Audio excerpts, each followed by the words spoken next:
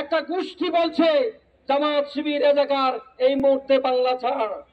কথায় কথায় বাংলা ছাড়, বাংলা কি তোর বাপ দাদা? কথায় কথায় বাংলা ছাড়, বাংলা কি তোর বাপ দাদা? বাংলা কি তোর বাপ দাদা? কথায় কথায় বাংলা। বর্তমান সরকারকে বলতে চাই, আজকে 1 বছর পরও কেন জুলাই ঘোষণা আসছে না? কাদের কারণে হলো এটা?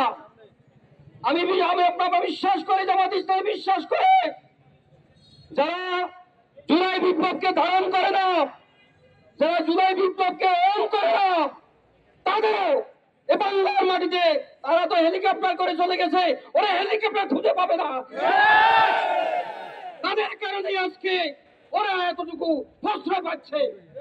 আজকে যারা বিপ্লব করলো, যারা বিপ্লবের রক্ত দিল, যারা শাহাদাত বরণ করলো, একটা গোষ্ঠী বলছে জামাত শিবির রাজাকার এই মুহূর্তে বাংলা ছাড়। কথায় কথায় বাংলা ছাড়, বাংলা কি তোর বাপ দাদা? কথায় কথায় বাংলা ছাড়, বাংলা কি তোর বাপ দাদা? বাংলা কি তোর বাপ দাদা?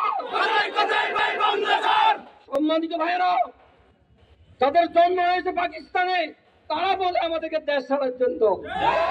যারা মুসলেখা দিয়ে বাংলা ছেড়ে চলে গেছে, তারা বলে আমাদেরকে বাংলা ছাড়ার জন্য।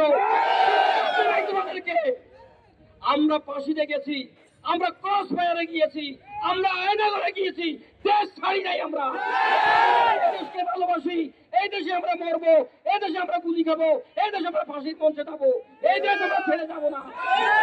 ভারতের দালালি করে তারা এই দেশকে ছেড়ে চলে যেতে হবে। সম্মানিত ভাইয়েরা, আপনাদেরকে অভিনন্দন জানাচ্ছি। এক্ষুনি আমাদের বিক্ষোভ মিছিল শুরু হবে। সেই বিক্ষোভ মিলে আমরা জানান দেবো, এই দেশে কোন ফ্যাসিস্ট এবং কোন ফ্যাসিস্টের দূষণের জায়গা হবে না, হবে না, হবে না।